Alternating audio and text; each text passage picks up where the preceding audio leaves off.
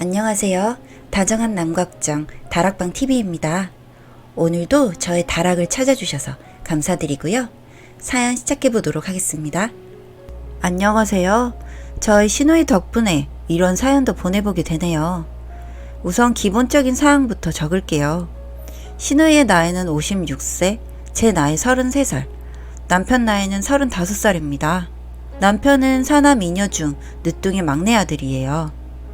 저희는 어린 나이에 동거 시작 후 결혼한 지 13년 됐습니다. 친정 반대로 아이부터 가지고 둘째 낳은 후 결혼식을 올렸어요. 처음 인사하러 고향집으로 내려갔습니다. 시부모님, 큰집 식구들이 고향을 지키고 있던 터라 두루 인사를 드리고 올라오는 길, 큰 시누이가 도착했다고 하더군요. 이참에 인사나 하자 싶어서 큰형님 집에서 가게를 봐주고 있는데 남편이 큰 누나가 왔다길래 인사를 드렸더니 위아래만 훑어보더니 쌩하니 가버리더군요. 사실 남편 친구 약혼식도 있고 해서 옷차림이 그리 점잖진 않았습니다. 그때 나이가 19살이라 미니 치마에 쫄 블라우스로 몸매를 드러냈거든요. 그래서 그런가 보다 해서 그냥 넘어갔죠. 큰 아이를 낳고 100일 잔치, 시어머니가 해준다고 해서 고향으로 내려갔습니다. 큰 잔치 음식은 안 해봐서 큰형님과 시어머니가 차려주셨죠. 전 뒷정리는 확실히 했습니다. 그날 저녁 새벽까지 남편 친구들 뒤치다거리하고 아침잠을 길게 잤습니다. 시어머니도 형님한테 막내 밤샌 듯 싶다 깨우지 말아라 말씀하셨고 해서 남편과 달콤한 잠을 자고 있었습니다. 그때 날이 초여름이라 잠옷도 좀 얇은 잠옷으로 입고 자는데 너 안 일어나? 네? 너 여기가 무슨 친정인 줄 알아? 옷차림하고는 발로 툭툭 차면서 하는 말이었습니다. 그 소리에 큰아이가 울면서 깼습니다. 우선 아이의 우유를 타주어야 하니 주방으로 갔죠. 애새끼도 생기다 말아가지고 목소리는 저렇게 커. 하긴 지 애미 닮아서 생긴 거 봐봐. 우리 집안에 저런 인물이 나왔나 몰라. 저도 제 욕하는 건 그냥 참습니다. 하지만 제 아이 욕을 하니 눈이 돌아가더군요. 지금 뭐라고 하셨어요? 어쭈, 귀는 뚫렸나 보지? 깨물 깨울 때는 나 몰라 하더만. 제 흉보는 거야 넘어가지만 아기 욕은 좀 심하네요. 야, 너네 집에서는 그리 가르쳤냐? 윗 어른들한테 말 대꾸 하라고? 그럼 여기는 윗 어른이라는 사람이 발로 아랫사람 차면서 깨우라 그러고 조카 욕하라고 아버님이 가르치셨나 보죠? 둘이서 말꼬리 잡고 싸우기 시작했죠. 마침 잔치 뒷날이라 동네 분들 음식 싸주러 주방으로 오시던 시어머니가 보시고 말았습니다. 시어머니 뒤로 넘어가시고 큰형님 뜯어 말리고 제가 그때 이판사판으로 덤볐거든요. 그 소리에 남편 깨고 뛰어왔습니다. 제가 광분해서 아이도 떠밀고 소리 지르던 모습을 보더니 남편도 화가 나서 점심상은 발로 걷어차버리고 누나와 싸웠습니다. 그때 첫 싸움. 한 일주일 후 시어머니가 그러시더군요. 얘야, 미호도 네 신랑 큰누나고 아무리 그래도 집안에 손이 형님이다. 주말에 생일이니 겸사겸사 인사하고 잘못했다고 해라. 젠장, 내가 뭘 잘못했다고?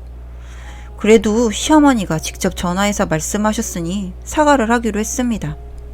그런데 도통 제정신으로도 못할 것 같아서 술 한잔 하고 갔어요. 제가 먼저 말을 꺼냈죠. 그날 죄송했어요. 앞으로 조심할게요. 그래? 함 두고 보자. 얼마나 나한테 잘하나? 네? 무슨 뜻이에요? 나한테 밉보였으니 잘하란 소리야. 알았냐? 뭘 잘못 알고 있는 것 같은데 전 말대꾸한 거 그 부분이 죄송하다는 말이에요. 너 사과하러 오네 맞냐? 형님도 사과받을 태도는 아니시네요. 이렇게 두 번째 싸움이 있었고 이 일 이후로 3년 정도는 서로 얼굴도 안 보고 살았습니다. 알고 보니 이혼을 하느라 좀 힘들었나 보더라고요. 지금은 재혼을 했습니다. 그러던 중 큰 시누이가 사고를 당해서 병원에 있다는 연락을 받고 가보게 되었습니다. 괜찮으신지 물었더니 마침 잘 왔다며 병원 밥이 안 맞으니 새끼 밥 좀 날라라 이러시더군요. 보름 정도 날랐습니다. 아이들이 연년생이라 하나씩 들쳐 업고 유모차에다가 반찬 나르고 저 딴엔 잘했습니다. 이참에 점수 좀 따자 해서. 그런데 이게 웬일? 큰 시누 아이들이 절 외숙모라고 부르지도 않습니다. 큰 시누이 딸이 저랑 2살 차이. 그러니 외숙모라고 부르고 싶진 않겠죠. 그것도 그냥 넘어갔습니다. 시댁의 장맛비로 인해서 농사가 피해를 봐서 내려갔습니다. 온 형제들이 다 모였습니다. 한 일주일 정도 휴가 내고 거진 복구하고 끝날 때쯤 큰 아주버님이 가족들 고생했다고 외식을 준비했죠. 오랜만에 다들 모여서 만나게 먹었습니다. 큰 시누이 딸이 그러더군요. 엄마, 막내 삼촌 얼굴 왜 저래? 집에서 굶기나? 아니야, 요즘 고생했잖아. 복구해준다고. 집에서 빈둥거리면서 남편이나 좀 챙기지. 애새끼들만 밥 처먹이나? 누나, 뭔 말을 그리 해? 우리 집 사람도 마른 거 안 보여? 제 얼굴도 못생겼는데 살만 쪄봐라. 외계인이다. 또 돌아버렸습니다. 형님, 그렇게 말씀하시면 안 되죠. 형님 동생은 인물이 잘나서 키가 제일로 작아요. 여기 형제 중에서 난쟁이가 따로 없죠. 안 그래요? 나이 먹어도 키 큰다고 하더라. 네가 얼마나 안 해먹었으면 애가 저러냐? 자꾸 야야 하는데 저도 형님이라고 부르고 싶지 않거든요. 말 좀 가려서 하시죠. 뭐라고? 나도 너 같은 애한테 형님 소리 듣고 싶지 않아. 오죽하시겠어요. 그러니까 애들한테도 외숙모 소리 안 가르치셨겠죠. 막내 삼촌, 집안 단속 좀 하지 그래? 얼굴 뻔히 들고 대드네. 땡땡년 아가리 닥쳐라. 또 이렇게 3번째 싸움이 있었습니다. 그날 가족 외식은 난장판이었습니다. 상다리 다 부러지고 시엄니 쓰러지고 남편과 저랑 이혼 이야기 나오고 한동안 저도 괴로웠습니다.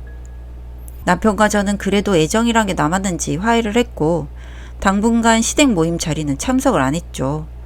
얼굴만 보면 서로 싸우니 그러다가 저희가 집을 장만하게 돼요. 6남매가 돈을 걷어 집을 장만하면 필요한 물품을 사주면서 집들이를 합니다. 전 별로 하고 싶지 않았지만 다들 하셨기에 집들이 준비를 했습니다. 친정언니, 친정엄마도 음식을 도와주셨고 내심 자랑도 하고 싶었으니까요.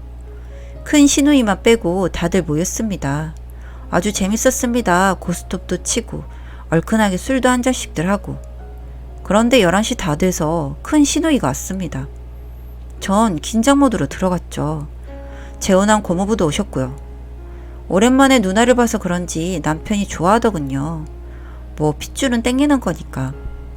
아무튼 수산물 시장 가서 회를 떠서 술상을 보았습니다. 저희 친정 식구들은 가려다가 큰 시누이가 와서 가지도 못하고 다시 준비를 했죠. 딸 가진 죄인이라. 오고 가는 술잔 속에 오늘은 무사히 넘어가길 바랬는데 내가 안 오려다가 왔어.